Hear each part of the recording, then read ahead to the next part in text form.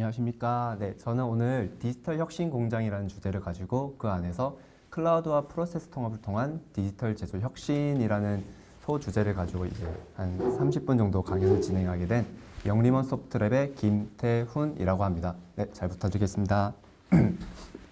우선은 이제 발표에 앞서서 저희 영림원 소프트랩이 어떤 회사이고 그리고 발표를 지금 진행하고 있는 제가 어떤 사람인지에 대한 간단한 자기소개를 하고 난 뒤에 본격적으로 이제 발표를 시작할까 합니다. 네, 저희 영림원 소프트랩 같은 경우는 이제 27년 동안 이제 ERP라는 한 우물을 꾸준히 파온 이제 기업입니다. 저희 같은 경우는 이제 꾸준하게 고객 기업이 경영을 더 잘하게라는 미션을 가지고 지속적으로 이제 노력을 해왔고요.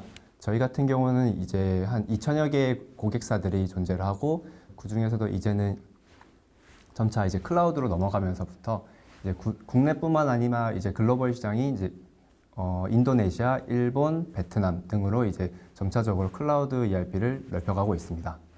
그리고 아시는 분들도 있으시겠지만 저희 같은 경우는 올해 8월 12일에 이제 코스닥에 상장을 해서 이제 상장법인이 되었습니다. 네, 저희 이제 솔루션에 대해서 27년이면 사실 IT 쪽으로 봤을 때 상당히 긴 시간인데요.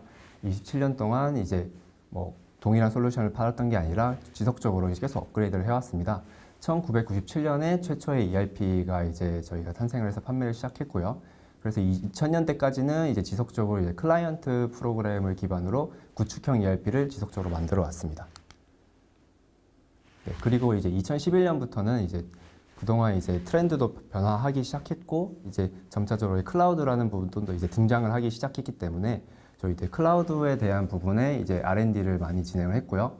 그러다 보니까 2014년쯤에 처음으로 클라우드 제품이 탄생을 하게 됐고 한 2017년, 16년쯤에는 클라우드 제품으로 이제 SaaS 형태로 서비스를 제공하기 시작했습니다. 2019년쯤부터는 이제 SaaS형으로 이제 제공하는 것뿐만 아니라 기존의 이제 구축형 ERP 같은 경우도 이제 클라우드 상으로 이제 인프라를 다 올려서 클라우드형 ERP를 지금 제공하고 있고요. 그래서 현재 메인 제품 같은 경우는 구축형 클라우드 ERP와 이제 클라우드 SaaS ERP 이렇게 두 부류로 지금 판매를 하고 있습니다. 네, 여기까지가 이제 저희 영림원 소프트랩에 대한 간단한 회사 설명이었고요. 이제 제 소개를 간단하게 하자면 아까 처음에 이제 소개를 해주실 때 이제 책임 연구원이라고 소개를 해주셨는데 저 같은 경우는 실제로 이제 클라우드 환경에서 이제 개발을 하는 그런 소프트웨어 개발자에 더 가깝다고 생각을 합니다. 제가 이제 지금 발표를 한 부분에서 이제 클라우드에 대한 내용을 계속 발표를 했는데요. 저 같은 경우는 이제 영림원 소프트랩에서 지속적으로 하고 있는 메인 업무가 어떤 부분이 있냐면 이제 클라우드 SaaS ERP 제품에 대한 자동화 배포에 대한 영역을 지금 진행을 하고 있습니다. 실제로 SaaS 형태로 서비스를 제공하려면 고객이 쉽게 이제 그 SaaS 서비스에 대해 제품에 접근을 해야 되고 그리고 카탈로그도 봐야 되고 그리고 실제로 신청했을 때 바로 이제 고객한테 서비스가 제공이 돼야 되는데요. 이런 부분을 담당하는 뭐 포털을 개발을 했고 그 포털에서 고객이 신청을 했을 때 바로 이제 고객한테 서비스를 제공해주는 그런 백엔드 부분에 이제 프로비저닝 영역을 개발을 했고요. 그리고 현재는 이제 저런 부분은 어느 정도 완성이 됐기 때문에 저 같은 경우는 이제 저희가 연동에 관한 부분도 이제 클라우드 상으로 올라오다 보니까 아무래도 좀 많은 변화가 일어나게 됐던 것 같아요. 그러다 보니까 이제 그 부분에 대한 연동 아키텍처도 새롭게 잡고 지금 스티치 API 허브 서비스라고 하는 새로운 연동 서비스를 개발해서 이 부분은 이제 지속적으로 연동을 계속 개발하고 있고 보완해 나가고 있고 업그레이드 해 나가고 있습니다. 네, 이제 본격적으로 이제 발표를 시작할까 합니다. 디지털 혁신 공장. 사실 저 같은 경우는 이제 평상시에 세미나를 자주 다니는 편이라고 생각을 하는데요. 작년이나 뭐 재작년쯤에 뭐 IBM 세미나라던가 뭐 클라우드 세미나, 뭐 MS 세미나 등 여러 세미나를 이렇게 많이 다녔던 것 같습니다. 올해 같은 경우는 코로나 때문에 이제 세미나들이 많이 취소가 돼가지고 많이 못 가긴 했는데 항상 이제 재작년 세미나들의 메인 주제를 보면 항상 이제 뭐 디지털 트랜스포메이션 또는 이제 4차 산업혁명 이런 주제로 발표가 진행됐었고 항상 빠짐없이 나오던 이야기 중에 하나가 이제 스마트 공장이었던 것 같습니다. 스마트 공장 같은 경우는 이제 정의를 내리면 제품의 기획, 설계, 생산, 뭐 유통, 판매 같은 그런 전 과정을 이제 정보통신 기술로 통합을 하고 이제 최소 비용 시간으로 고객 맞춤형 제품을 생산하는 그런 지능형 공장이라고 이렇게 정의를 내리더라고요. 그래서 이제 이 부분을 이제 이제 실제로 이제 공장에서 들어가는 이제 여러 가지 솔루션들을 살펴보면 뭐 현장 자동화 기술도 있고 뭐 공장 에너지 관리 기술, 그다음에 공장 운영에 관한 그런 솔루션들, 그리고 공급 사슬 관리하는 그런 SCM이라던가 그런 기술들, 그리고 저희 같이 이제 기업의 자원을 관리하는 그런 ERP 솔루션들이 이렇게 들어가 있는 것 같습니다. 그래서 이제 실제로 ERP가 이제 디지털 혁신 공장, 뭐 스마트 팩토리 이 부분에서 어떠한 역할을 하게 되냐라는 부분에 대해서 좀 살펴보면요.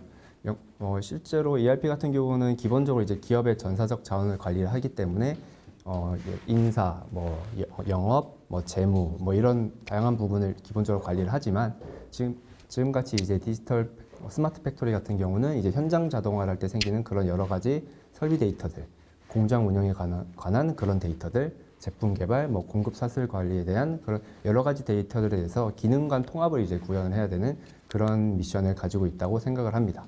그렇기 때문에 이러한 이제 기능 간 통합을 하려면 뭐 여러 가지 기술들이 필요하지만 가장 중요하게 생각됐던 기술이 이제 연동 기술인데요. 실제로 ERP가 이제 다양한 이제 뭐 경영 연동, 기업의 경영 연동 서비스들과 그리고 스마트 제조에 필요한 그런 여러 가지 솔루션들, 그리고 뭐 AMS 뭐 여러 가지 그런 스마트 팩토리에 들어가는 그런 기술들과 이제 융합을 잘 프로세스적으로 융합을 하려면 연동 시스템이 꼭 필요하다고 생각됩니다. 안정적이고 탄탄한 연동 시스템이 필요한데요. 기업 같은 경우에 과거에는 이제 뭐 자신의 하나의 솔루션에 대해서 열심히 이제 개발하고 안정화하고 그렇게 나갔지만 현재 같은 경우는 자신들만의 강점을 가지고 다른 기업들 간에 서로 협업을 해서 서로 간에 이제 좋은 가치를 서로 쉐어해서 더욱더 좋은 밸류를 만들어내는 거에 중점을 가지고 있는 것 같고, 저희 영림원 같은 경우도 이제 다양한 이제 서비스들을 살펴보면서 어떻게 하면 이걸 ERP에 붙일 수 있을까 이런 고민을 많이 하는 것 같아요. 그러면서 이제 저희도 이제 연동에 대해서 많이 신경을 썼고, 이런 부분이 이제 스마트 제조의 디지털 혁신 공장이 필요한 부분이 아닐까 생각이 됩니다. 그리고 이제 다양한 이제 기술 부분이 있죠. 이제 애플리케이션 같은 경우에 이제 뭐 여러 가지 플랫폼이 존재를 하고 여러 가지 이제 기능적인 요구사항이 많은데, 저희 같은 경우는 그런 어플리케이션을 어떤 환경에서 운영을 할까라는 고민에서 SaaS 형태로 이제 가기로 결정을 했습니다. SaaS에 대한 정의는 저 부분은 이제 코스타에서 정의를 내린 부분인데, Shared Many User, 그리고 이제 멀티 테넌트, 뭐 밑에 보면 뭐 셀프 서비스, 오토메이티드 프로비저닝 등, 일라스틱 스케일러블 이런 확장성들, 뭐 그런 부분을 이제 정의를 하더라고요. 그래서 저희도 이런 부분에 맞춰서 진행을 했고, 오늘 이제 중점적으로 소개를 드리고자 하는 부분은 이러한 이제 오토메이티드 프로비저닝이라던가 이제 어떤 식으로 연동을 했는지 그런 부분에 대해서 좀 중점적으로 설명을 드리고자 합니다.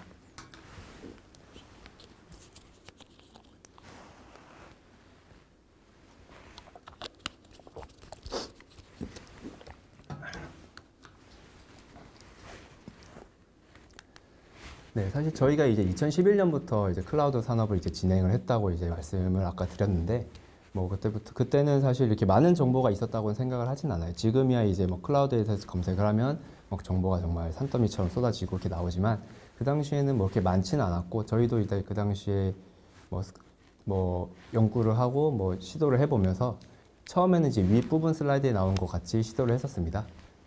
뭐 우선은 그 당시에는 뭐 지금과 같은 환경도 아니었고, 뭐 고객이 생기면 그 클라우드 환경에 그냥 올려보는 거에 의의였던 것 같습니다. 그래서 저희 같은 경우에 처음에 이제 고객이 생기면 어디 클라우드 관련 벤더사에서 이제 VM 버추얼 머신 하나 만들어 달라고 하고, 거기다가 이제 윈도우 같은 게 서버가 구성이 되면 이제 설치 담당자가 이 터미널로 접속해서 이제 뭐 어플리케이션 설치하고 데이터베이스 연결하고 그 다음에 이제 고객한테 제공이 되고 했는데요. 뭐 그런 식으로 처음에 늘려가다 보니까 이게 처음에 이제 생각했던 그런 사스형과는 많이 좀 멀어졌다고 생각했어요. 저희가 이제 그동안 구축형 ERP를 해오면서 이제 생겼던 그런 노하우 같은 부분을 이제 라이트하게 집약시켜서 이제 쉽게 고객한테 배포를 하고자 하는 게 목적이었는데, 이렇게 하다 보니까 배포도 좀 늦어지고, 무엇보다 소스 자체가 같은 소스를 계속 배포를 한다고 해도 이게 다 따로 나뉘다 보니까 실제로 같은 버전을 배포한다고 하지만 뭔가 조금씩 차이점이 생기고, 처음에는 생기지 않았지만 나중에 패치를 하면서 뭐 10군데 다 넣었지만 한 군데는 실패할 수도 있고, 그러면서 조금씩 균열이 생기기도 했고요. 그리고 클라우드 환경도 다 똑같이 만들었다고 생각을 했지만 점차 운영을 하면서 그런 환경도 조금씩 깨지는 그런 현상이 발생을 했습니다. 그러다 보니까 저희가 이제 그 밑에 장표는 지금 멀티 테넌트로 구조화된 사스 형태인데요. 원소스 멀티 테넌트 방식으로 이제 변경을 하게 됐어요. 저희가 이때 이제 애저 클라우드를 도입을 했고요. 어플리케이션 서버 같은 경우는 이제 뭐 이중화 구성도 되어 있고 이제 스케일업 이런 부분도 세팅이 다 되어 있는 상태에서 이제 고객 부분만 이제 DB를 다 따로 분리를 했습니다. 아무래도 이제 저희 ERP 데이터 같은 경우는 이제 고객 민감 데이터들이 많이 들어가기 때문에 데이터베이스는 분리하는 형태로 가져갔고요. 그렇게 현재는 운영을 하다 보니 자동화 배포도 가능하게 되었습니다. 윗부분은 고객이 직접 진행을 하는 부분이고요. 아랫부분은 이제 실제로 백엔드에서 서비스가 돌면서 자동화로 진행이 되는 부분입니다. 이제 고객 같은 경우에는 뭐 실제로 사스 서비스를 쓴다고 하면 뭐 쉽게 접속을 해야 되기 때문에 저희 포털에 접속해서 뭐 가입도 하고 뭐 그런 절차가 지난 이후에 서비스를 선택하게 됩니다. 저희 같은 경우는 이제 기본적으로 특화 모델이 좀 몇 개가 있어서 예를 들어 제조 특화면 뭐 제조 모델이 따로 있고 뭐 유통이면 유통 모델이 따로 있고 프로젝트를 관리하는 모델은 그런 게 따로 있는 상태에서 그걸 선택해서 들어온 다음에 뭐 각각의 모듈들이 있는데요. 뭐 영업 모듈, 생산 모듈 이런 부분을 고객이 필요한 부분을 쭉 담아서 서비스를 신청하게 되는 부분입니다. 그러면 이제 시스템 안에서는 뒤에서 기존에 운영되고 있는 어플리케이션 존재하는데 뭐 데이터베이스를 이제 만들어서 이 부분은 이제 애저 클라우드를 사용하면서 다 자동화가 되어 있습니다. 뭐 API를 통해서 그냥 데이터베이스를 쉽게 만들 수 있고요. 데이터베이스를 만든 상태에서 거기에 이제 고객이 실제로 신청했던 그런 법인 정보, 모듈 정보, 뭐 생산 영업 뭐 이런 거를 다 담아서 운영 중인 어플리케이션에 이제 같이 마운트해서 세팅을 완료해서 고객한테는 바로 URL만 제공되는 상태로 이제 설치가 완료되게 됩니다. 그러면 이 일련의 과정은 한 10분 정도 걸리는 5분에서 10분 정도 걸리는 것 같고요. 그럼 고객이 받은 상태에서 고객은 이제 바로 서비스를 사용할 수 있는 그런 형태가 되어 있습니다.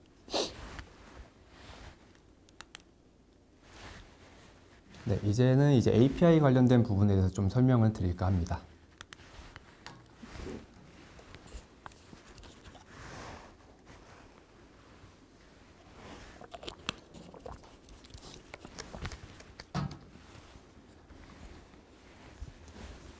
질문들이 많이 올라오고 있네요. 클라우드 사스 ERP를 위한 새로운 연동 구조. 저희가 이제 클라우드 환경으로 아무래도 기존에 있던 게 올라가다 보니까 좀 기존과 같이 진행을 하려고 했던 거에 비해서 좀 여러 가지의 장애 요인들이 생기게 됐습니다. ERP가 옛날에는 이제 뭐 구축형으로 진행되면 고객이 구매한 서버에 이제 좀 약간 폐쇄적으로 들어가 있고 그 폐쇄적으로 들어가 있는 그 서버당 이제 뭐 연동사끼리 뭐 같이 조금씩 포트를 열고 IP 허용을 하면서 진행이 됐었던 것 같은데 ERP 자체가 이제 클라우드상의 퍼블릭한테 올라가다 보니까 좀 다른 형태를 구하는 될 필요성을 느꼈고요. 그리고 이제 저희도 이제 차세대를 준비하면서 디지털 공장이라던가 이런 부분의 형태를 보면 연동 부분이 앞으로 많이 일어날 텐데 이런 부분에 대한 전체적인 안정성이라던가 뭐 좀 구조화가 필요하다고 생각이 되었습니다. 그래서 기존의 연동에 대해서 이제 살펴보면 저희는 DB2DB 방식도 많이 사용을 했고요. 그리고 이제 뭐 좀 특이하게 별도로 이제 에이전트 서버를 두고 그 에이전트 서버에서 뭐 에이전트가 돌면서 스케줄링성으로 도는 그런 형태도 있었고요. 그리고 연동을 하게 되면 보통 구축형으로 진행이 되다 보니까 긴 개발 기간을 가지고 있었고 그리고 거기서 생기는 고객의 요구사항에 따라서 그냥 커스터마이징을 하면서 그때그때 연동을 붙이는 그런 형식으로 진행이 되었습니다. 근데 클라우드상 같은 경우에서 지금 방금 전까지 이제 프로비저닝, 사스 서비스에 대한 프로비저닝에 대해 설명을 해드렸는데 ERP는 툭툭툭 이렇게 하나씩 생기는데 그때마다 연동을 해야 되면 뭐 연동 들어가서 개발해야 되고 이러면 너무 비효율적인 부분도 있고 컨셉이 맞지 않는다고 생각해서 좀 저희가 정의를 했던 부분이 있습니다. 이 부분은 저희가 이제 저희가 했던 이 연동 방식이 뭐 정답은 되지는 않겠지만 그래도 한 가지 저희가 고민을 해서 나온 결과고요. 저희는 이제 연동 방식은 DB2DB 방식이 아니라 많이들 사용하고 있는 REST API를 사용하기로 했고요. 그리고 연동 서비스 자체를 이제 패키지화 시킨다는 의미는 기존에 이제 연동이 들어왔을 때마다 만든 새로운 연동이 시작할 때 개발하는 부분은 어쩔 수 없지만 한번 개발했으면 그 연동에 대해서는 언제나 준비가 되어 있고 서비스 신청을 할 때 이제 그냥 권한만 받으면 바로 그 고객이 사용할 수 있는 구조로 만들고자 했습니다. 그래서 실제로 현재 운영하는 형태를 보면 ERP를 아까 앞에서 고객이 직접 생산도 어떤 모듈 선택까지 선택을 한다고 했었는데 그 시점에 맨 밑에 이제 어떤 연동을 사용할 건지 그런 부분에 대해서 선택을 하는 그런 공간도 있습니다. 그래서 이제 예를 들어 금융 서비스를 사용한다 또는 이제 전자세금 계산서를 사용한다 이런 걸 실제로 선택을 하면 그 부분에 대한 세팅은 자동으로 바로 진행이 되고요. 그리고 나서 이제 고객이 그 연동사랑 약간 가입을 한다던가 이런 부분은 별도로 이제 가이드가 나가서 이제 자연스럽게 고객이 직접 세팅을 다 할 수 있는 그런 형태로 진행이 되고 있습니다. 그리고 세 번째 부분은 저희가 이제 많이 고민을 했던 부분인데요. 이게 ERP랑 이제 별도로 존재를 해야 된다는 부분을 저희가 중요하게 생각을 했습니다. 기존에 이제 구축형으로 존재하고 있는 그런 서비스, 그런 ERP 서버들도 존재를 하고 지금 새롭게 진행하고 있는 그런 SaaS 형태도 존재를 하고 여러 가지 형태가 존재를 하는데 ERP에서 그 연동사의 호출을 직접적으로 하게 되는 구조면 이제 고객은 계속 생기는데 그때마다 계속 포트를 열어야 되고 그런 이슈가 생길 수도 있고 그리고 클라우드 상에서 이제 연동을 한다는 것 자체가 좀 제약 조건이 많이 있습니다. 어느 연동사는 IP 내역 특정 몇 개만 열어주고 이런 부분이 있는데 클라우드 환경은 실제로 이게 서비스 자체를 지역 복제도 해놓고 대륙 간 복제도 해놓고 이런 형태로 구성을 하다 보니까 갑자기 IP 대역이 한국에 있다가 브라질로 바뀐다던가 이런 일이 생기게 되면 연동 중간에 갑자기 이제 저쪽에선 블락을 걸어버리고 그런 이슈도 실제로 여러 번 생겼었습니다. 그런 이슈도 있기 때문에 ERP와는 좀 별개의 서비스로 구성을 하고 싶었고요. 그래서 ERP는 저 별도로 연동 서비스만 바라보고 연동사 같은 경우도 ERP를 바라보는 게 아니라 저희 하나의 이제 연동 서비스만 바라보고 있는 그 중앙에서 그걸 다 컨트롤해주는 그런 허브 형태를 저희가 원했습니다. 그리고 마지막 부분은 이제 연동 서비스별 ERP 표준 업무가 필요하다라는 부분은 이제 연동하는 그런 인터페이스적인 부분에 대해서는 커스터마이징 들어가지 않고 이제 좀 표준화시키자라는 그런 의미입니다.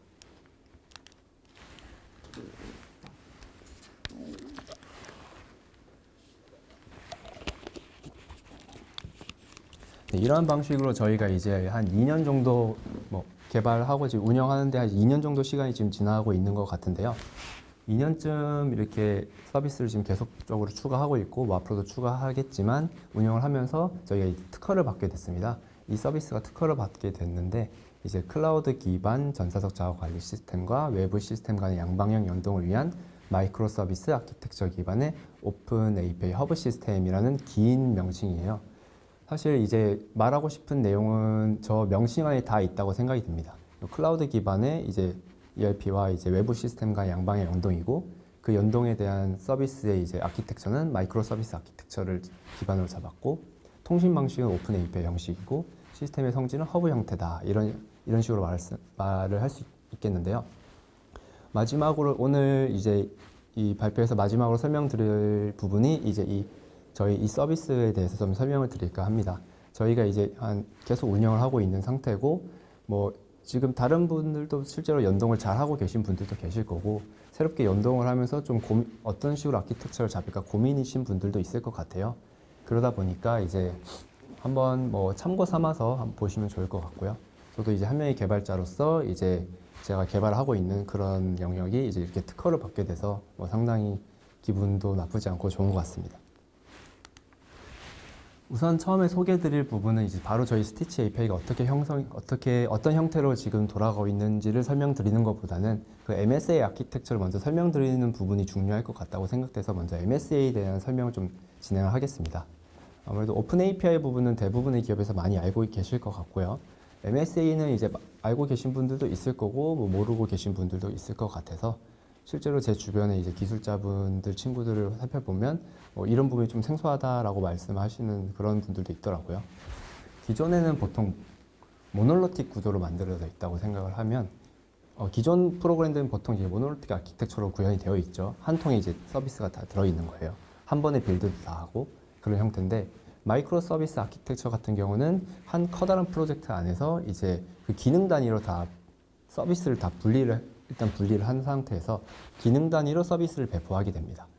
그러다 보니까 이제 그 서비스는 별도로 다 배포가 되는 거고, 그 배포된 서비스끼리는 이제 API를 통해서 서로 통신을 하게 되는 구조고요. 뭐 멀리서 이용자가 봤을 때는 모노리틱 아키텍처라든지 MSA라든지 둘 다 동일한 형태의 하나의 큰 서비스로만 보이게 됩니다. 이 부분에 대해서 장점을 좀 설명드리자면, 어플리케이션이 이제 빠르게 확장이 될 수 있다라는 장점이 있습니다. 이제 이 부분은 약간 실제로 쇼핑몰들이 다 뭐 이렇게 돼 있다로까지는 말씀을 드리기 어렵고요. 저는 이제 쇼핑몰 관련된 개발자는 아니기 때문에 일단 예시를 쇼핑몰로 들긴 했는데요. 예를 들어 이제 이벤트 존이라는 부분이 있고, 지금이 뭐 예를 들어 추석이고 뭔가 개발이 추석에 관련된 이벤트가 시작돼야 되고 개발을 해야 되는데, 그럴 경우에 이제 저 이벤트만 개발해서 배포를 하려고 해도 기존의 모노리틱 아키텍처 같은 경우는 뭐 다른 부분도 다 빌드해야 되고 서로 부서 간 협업도 좀 많이 일어나야 되고 테스트도 많이 일어나야 되는 그런 상황인 거에 반면에, 이제 MSA 구조 같은 경우는 저 이벤트 존이라는 부분만 개발을 하면 됩니다. 물론 이제 회사 내부적으로 이제 배포를 하는 거에 대한 시나리오는 좀 여러 다양한 방법으로 존재를 하겠지만, 그런 절차들은 있겠지만, 그래도 한 모듈 저 부분만 이제 교체를 하면 되기 때문에 뭔가 새로운 거에 대한 도입이라던가 도입했다가 뺀다던가 그런 확장성이 있는 부분에서 좀 많은 메리트를 갖고 있습니다. 그리고 이제 기능 단위로 잘 쪼개서 묶기 때문에 서비스 하나하나는 그렇게 무겁지는 않습니다. 가볍다고 볼 수 있고요. 그리고 세 번째, 이제 서비스별로 동일한 환경이 필요가 없다는 부분이 어떻게 보면 큰 메리트가 될 수가 있을 것 같아요. 예를 들어 저 같은 경우는 실제로 이제 .NET 개발자고 이제 C#으로 개발을 진행을 하는데요. 예를 들어 결제 부분에 대해서 꼭 자바를 사용해야 되는 그런 자바 환경을 꼭 써야 되는 그런 상태에 직면하게 되면 기존의 모노리틱 아키텍처 같은 경우에 상당히 난감한 케이스라고 생각이 됩니다. 그런데 이제 마이크로 서비스 아키텍처로 가면 그냥 자바로 개발을 해서 자바로 배포를 하면 그냥 끝인 부분이거든요. 그래서 이제 물론 통신만 이제 API 형태로 잘 되면 되기 때문에 그런 환경을 구성해서 그냥 배포하고 API로 통신만 잘 되게 만들면 끝입니다. 그리고 이제 장애 요인의 분리에 대한 설명을 좀 드리면, 이게 이제 뭐 실제로 쇼핑몰들은 다 잘 되어 있겠지만 뭐 이중화도 해놓고 여러 가지 형태로 이제 부하를 잘 분산하고 있겠지만, 저 예시로만 든다면 예를 들어 지금이 뭐 블랙 프라이데이라서 이제 많은 사람들이 이벤트에 들어와가지고 뭔가를 살펴보고 있고, 그리고 또 일반적인 사람들이 그냥 쇼핑몰에서 뭐 옷이나 이런 걸 사고 있다고 할 경우에, 일반적으로 옷을 사고 있다가 이제 주문하고 결제에 들어갔던 사람들이 이벤트 존이 이제 부하가 너무 심해서 터지는 케이스에 뭐 결제도 안 되고 이런 현상이 발생하게 돼요. 하지만 이제 쇼핑몰 같은 경우에서 이제 결제가 제일 중요한데, 저런 것 때문에 이제 서비스가 중단되면 곤란하잖아요. MSA 구조 같은 경우는 이제 그럴 걱정이 좀 없는 게, 이벤트가 터지면 이벤트만 터지는 거예요. 그래서 이제 뭐 무슨 전자제품을 사러 와서 결제를 하고 주문을 이미 넘어간 사람들은 뭐 크게 문제 생길 건 없고요. 그래서 이런 장애 요인에 대해서 격리를 할 수 있다라는 점이 어떻게 보면 좀 큰 메리트일 수 있습니다. 뭐 이렇게 장점만 말했는데 실제로 단점도 많이 존재합니다. 어떻게 보면 이제 기본적으로 처음에 설계할 때 복잡하죠. 이게 어떤 서비스가 얼마나 쓸지도 모르는데 그런 걸 미리 다 알고 기능별로 분리를 해서 만든다는 것 자체가 처음에 아키텍처 구조를 잡을 때 상당히 어렵다고 볼 수 있습니다. 그리고 너무 많이 쪼개면 이거는 이제 다 서비스끼리 API로 통신하게 되는데, 너무 많은 네트워크 땅에서 이제 통신이 일어나기 때문에 어떻게 보면 성능 저하가 일어날 수도 있고요. 그리고 두 번째로 이제 많은 인프라를 요구할 수 있죠. 이게 자신이 이제 언어별로 아까 이제 서비스별로 동일한 환경이 필요가 없다고 했잖아요. 그러니까 어떤 서비스에서 특화된 환경만 구성해서 가져갈 수 있는 게 장점인데, 그게 이제 단점으로 작용할 수가 있는 부분이죠. 그 특화된 환경을 구현을 미리 해야 되니까, 어디다가는 구성을 해야 되니까 여러 가지 인프라가 필요하게 되니까 그런 부분은 좀 단점으로 볼 수 있고요. 그리고 이제 너무 서비스가 분산되어 있다 보니 기능 단위 테스트는 편한데 통합 테스트가 좀 어려워질 수 있고, 그리고 서비스라던가 이런 여러 가지 인프라가 너무 많이 생기니까 실제로 인프라를 관리해야 되는 그런 분들에 한해서는 관리를 하기 좀 어려워지는 그런 부분이 있습니다. 그런데 이제 저희는 이런 MSA 구조로 지금 진행을 하고 있잖아요. 이게 클라우드랑 MSA랑 서로 같이 만나게 되면서부터 상당히 많은 시너지 효과가 나기 시작합니다. 이제 클라우드 상에서는 이제 통합 관제가 정말 잘 이루어지고 있는데요.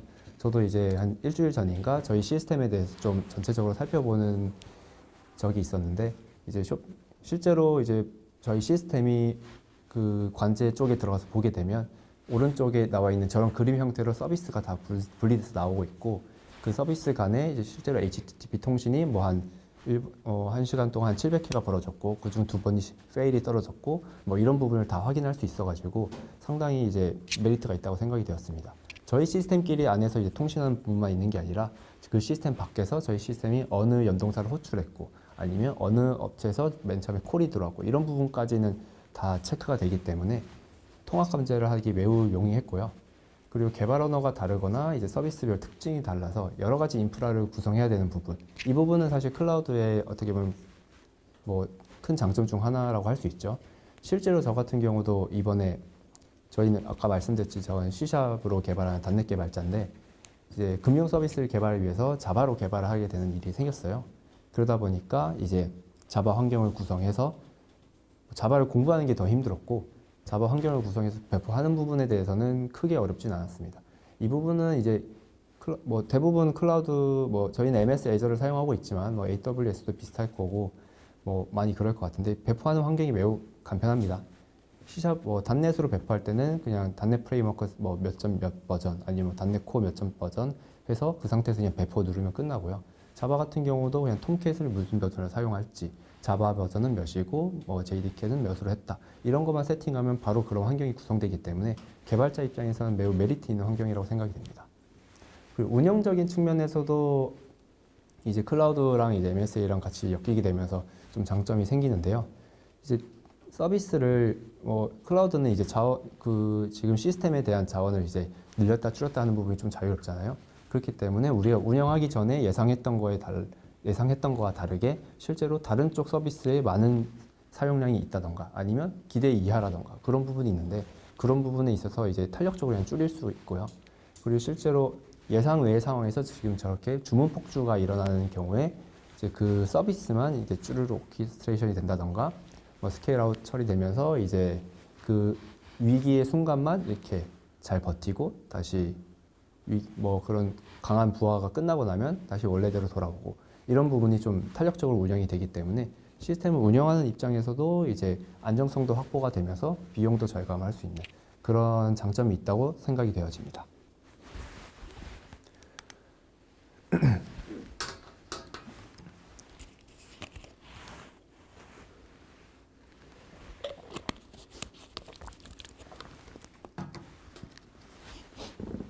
네, 그래서 이제는 저희 이제 기본적으로 앞에 기본 뭐 MSA라던가 이런 부분을 설명을 드렸는데요. 실제로 저희 서비스가 어떻게 운영이 되고 있는지를 조금 설명을 드리고자 이제 이런 장표를 준비했습니다. 이게 실제로 저희 스티치 API 허브 서비스라고 하는 연동 서비스가 지금 돌아가고 있는 구조 형태고요. 저희 같은 경우는 ERP에서 저희를 호출하거나 아니면 실제 연동사에서 저희를 시스템을 호출하는 두 가지 케이스로 이루어져 있습니다. 처음에 이제 호출하게 되면 저 스티치 허브라는 부분을 먼저 들어가게 되고요. 그 허브에서 받아들여서 무조건 위에 스티치 어스라는 부분으로 가게 됩니다. 저희 영역은 이제 올바른 요청인지 확인하는 부분이고요. 실제로 ERP 같은 경우도 여러 제품군이 존재하고 뭐 어떤 ERP는 멀티 테넌트로 구성되어 있고 이러다 보니까 이 ERP의 이 고객이 정확하게 저 핀테크 서비스를 이용할 자격이 있는지 뭐 무증빙 서비스를 이용할 권한이 있는지 이런 부분을 미리 체크를 하는 그런 영역이고요. 타 업체에서 들어올 때도 이 업체가 우리 업체랑 협약을 맺었는지 이 업체가 어떤 특정 ERP의 A 고객에 대해서 정보를 가져올 권한이 있는지 뭐 이런 부분을 미리 체크를 해주는 부분입니다. 그래서 그런 체크 서비스를 통과하고 나서 다시 허브로 돌아와서 이 허브가 이제 각각의 서비스에 맞게 다시 분배를 해줍니다. 그러면 뭐 ERP의 A 고객이 핀테크 서비스 이용한다라고 할 경우에 뭐 처음에 이제 허브로 들어와서 허브에서 어스를 통해서 권한 체크를 하고 다시 이제 핀테크 서비스로 가게 되는데요. 지금 오른쪽 같은 경우 보면 아까 설명해드린 그런 그 MSA의 형태를 좀 나타내고 있다고 생각을 합니다. 뭐 무증비 서비스 같은 경우는 단넷 기반으로 개발이 됐고 핀테크 서비스 같은 경우는 지금 자바로 개발이 됐고 이거 같은 경우는 갑작스럽게 이제 그 금융 쪽에서 이제 통신하는 그 부분에 대해서 무조건 자바 모듈이 꼭 들어가야 된다고 해서 저렇게 구현을 하게 되었던 거였고요. 이제 기타 스케줄링 서비스 같은 부분은 이제 그 클라우드상 이제 파스 형태로 개발을 하다 보면 저희가 이제 윈도우 쪽 서비스에서 EXE라던가 이런 걸 통해서 에이전트를 만들어서 개발을 할 수가 없는 그런 제약 사항이 존재합니다. 그러다 보니까 이제 예를 들어 스케줄성 서비스 부분에 대해서는 좀 정확하게 잘 지원을 하기가 힘든데요. 뭐 저거는 이제 MS 애저의 애저 펑션이라는 그런 서비스를 이용해서 이제 저런 걸 구현을 했다는 의미이고요. 애저 펑션 자체가 그런 스케줄성 서비스만을 제공하는 건 아니고요. 일종의 서비스를 기존의 앱 서비스에 비해 훨씬 더 라이트하게 그냥 코드만 만들어서 가볍게 이제 클라우드상에 던져 넣으면 이게 일정 주기로 실행되는 그런 기능도 그 중에 하나 있어서 저희가 그걸 지금 그 기술을 사용하고 있는 겁니다. AWS를 사용하시는 분이시라면 아마 람다가 이제 이런 거랑 비슷한 선상에서 지금 서비스 되고 있다고 들었고요. 그리고 마지막에는 이제 그 각 고객이 ERP랑 연동하는 그런 서비스도 별도로 존재합니다. 그리고 이러한 일련의 과정들을 다 계속 모니터링을 하고 있는 스티치 모니터라는 서비스가 또 별도로 존재를 하는데 이 서비스는 이제 통신이 들어와서 뭐 각각의 영역을 왔다 갔다 하는 동안 일어났던 그런 스트림 로그들을 다 가지고 있다가 예를 들어 연동을 할 때 가장 중요한 부분이 연동이 처음에 잘 되는 것도 중요하지만 뭔가 이슈 사항이 발생했을 때 빠르게 대처하는 게 상당히 운영하면서 어려운 일인 것 같더라고요. 그래서 그런 부분, 뭐 이슈가 생겼을 때 대처하는 그런 부분에 대해서 빠르게 지원을 하기 위해서 저희가 이제 별도로 모니터링 관제 시스템도 이제 구축해서 이렇게 연동을 실시간으로 이제 확인을 하고 있습니다. 네. 방금까지는 이제 아키텍처적인 부분을 저희 영림원에서 어떻게 잡아왔는지 그런 부분이고요.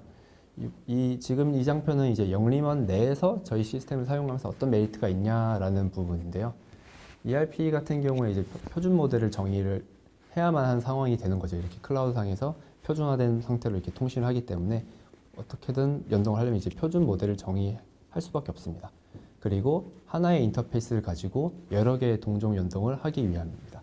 이게 어떤 의미냐고 하면 실제로 A라는 고객은 뭐 국민은행 연동을 사용하고 있고 뭐 다른 고객은 뭐 농협을 사용한다던가 뭐 기타 여러 가지 금융을 사용한다고 했을 때 이제 ERP 쪽에서는 저희 스티치 API 쪽에 이제 통신을 하는 부분에 대해서 동일하게 호출을 하게 되는 거예요. 뭐 동종 연동이라고 하는 게 예를 들어 이제 뭐 예금주 조회라는 부분을 예로 들면 어쨌든 실제로 그 각 연동사마다 파라미터는 달라도 돌아오는 데이터에 대한 그 성격은 다 동일하기 때문에 그런 부분에 있어서 이제 중앙에서 다 매핑 처리를 해주고 A라는 고객이 KB를 사용하면 받았을 때 이 고객은 KB랑 연동을 하고 있기 때문에 KB 쪽 서비스를 호출하고 뭐 B라는 고객은 농협이기 때문에 농협에 맞춰서 다 파라미터를 이제 매핑해서 농협에 호출하고 뭐 그런 식으로 통신을 하고 돌아온 데이터에 대해서는 다시 ERP랑 이제 표준 모델을 정의해둔 그 상태로 다시 매핑을 해서 똑같이 전달을 해주기 때문에 ERP 개발자 입장에서는 뭐 똑같이 하나만 잘 만들어두면 그 다음에 다른 연동들이 들어와도 이제 크게 고민할 필요 없다라는 그런 장점이 있는 것 같습니다. 네, 이제 마지막 장표인데요. 저희가 실제로 지금 진행을 하면서 연동하고 있는 뭐 리스트들이에요. 이 진행 중인 부분은 안 썼고요. 지금 다 완성돼서 이제 아예 서비스화된 부분만 좀 표현해 두었습니다. 예를 들어 경비 지출 관리에 대한 부분이 이제 비즈플레이랑 같이 연동을 하고 있고요. 그룹웨어에 대해서 이제 다우오피스라던가 이든비스텍이랑 같이 연동 작업을 하고 있습니다. 그리고 쇼핑몰에 대한 연동도 많아서 그 부분은 사박넷이랑 같이 진행을 하고 있고요. 세금 계산서 연동에 대한 부분은 이제 스마트빌, 그리고 거래처 신용 정보에 대해서는 이제 나이스 평가 정보 이렇게 진행을 하고 있고요. 왼쪽 같은 경우에는 저희 영림원 내부의 별도의 시스템들인데요. 그런 별도의 영림원 내부에 있는 시스템들이랑도 이제 저희 스티치 API를 통해서 연동을 진행하고 있습니다. 네, 제 발표는 여기까지고요. 혹시 이제 QA를 이제 어떻게 이제 보고 이제 진행을 하면 될까요?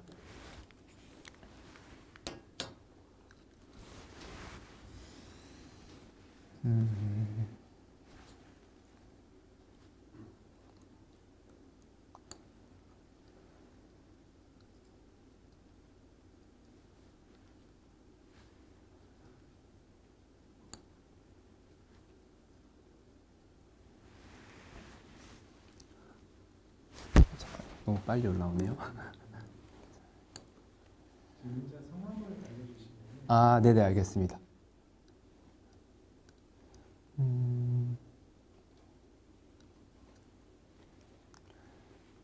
이우람님께서 질문해 주신 부분이 있는데요. 기존의 시스템에서 클라우드로 전환할 때 기업 내에서 발생할 수 있는 어려움 같은 부분을 이제 말씀해 주신 것 같아요.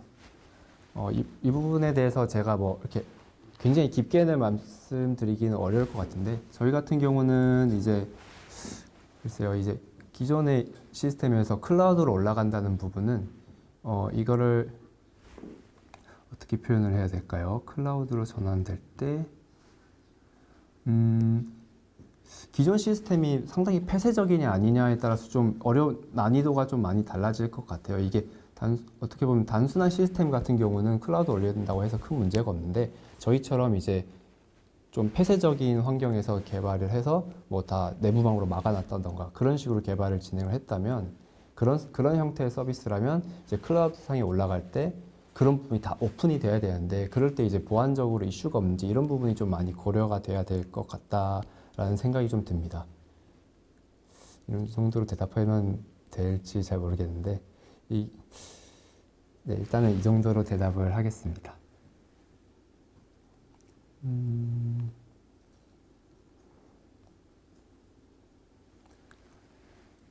그리고 KCGPJS님이 이제 뭐 ERP가 포괄적으로 통합된다면 이에 따른 클라우드 비용 증감 뭐 이런 부분에 대해서 물어보셨거든요.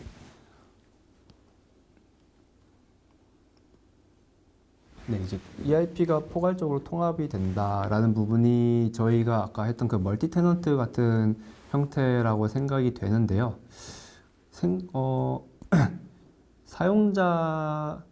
이게 저희 같은 경우에 서비스 안에 기본적으로 사용자가 이용을 하는 클라우드 비용을 조금씩 담아 놓습니다. 그런 식으로 이제 저희도 이제 그 인프라의 비용에 대해서 저희도 조금씩 받고 있고요. 근데 그 비용 자체가 이제 뭐 기존에 이제 서버를 하나 구매를 해서 진행하는 거에 비해서는 월등히 적기 때문에, 물론 한 20년 이상 막 이렇게 서비스를 한다고 치면 뭐 그 기간을 다 쓴다면 이제 좀 비슷할 수도 있겠지만, 처음에 도입을 하고 구성을 한다라는 부분에 대해서는 이제 상당히 적은 비용으로 시작을 할 수 있고요. 그리고 사용을 하면서 진짜 고객이 느는 만큼만 부하량이 올라가기 때문에, 그 부분에 대해서는 이제 뭐 요금 체계 같은 부분을 좀 잘 정의한다면 크게 문제 없이 부담까지는 안 갈 것 같다고 생각이 됩니다.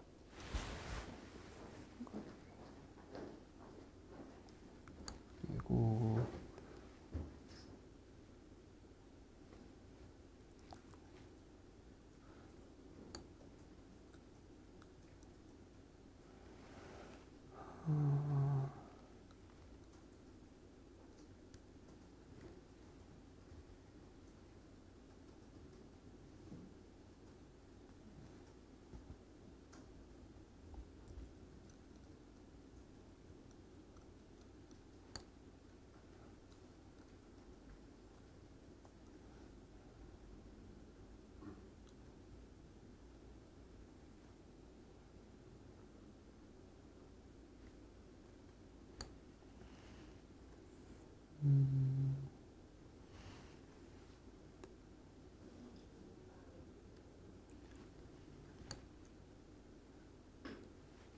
약간 질문들에 대해 제가 대답하기 애매한 것들이 좀 많아가지고, 질문들이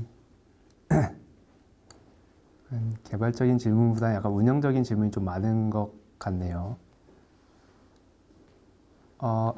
오태정 님이 이제 질문해 주신 부분이 있는데요.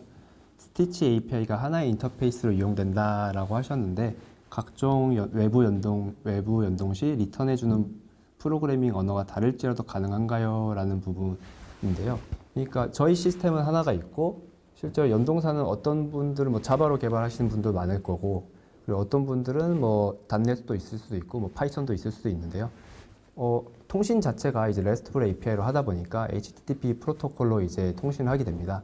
그러다 보니까 서로 이제 언어의 제약이라던가 그런 부분은 존재하지는 않습니다. 저희는 이제 HTTP 통신으로 JSON 형태나 뭐 XML 형태, 그런 형태로만 이제 서로 리퀘스트하고 리턴을 해주기 때문에 뭐 언어의 장벽이라던가 그런 부분은 없습니다.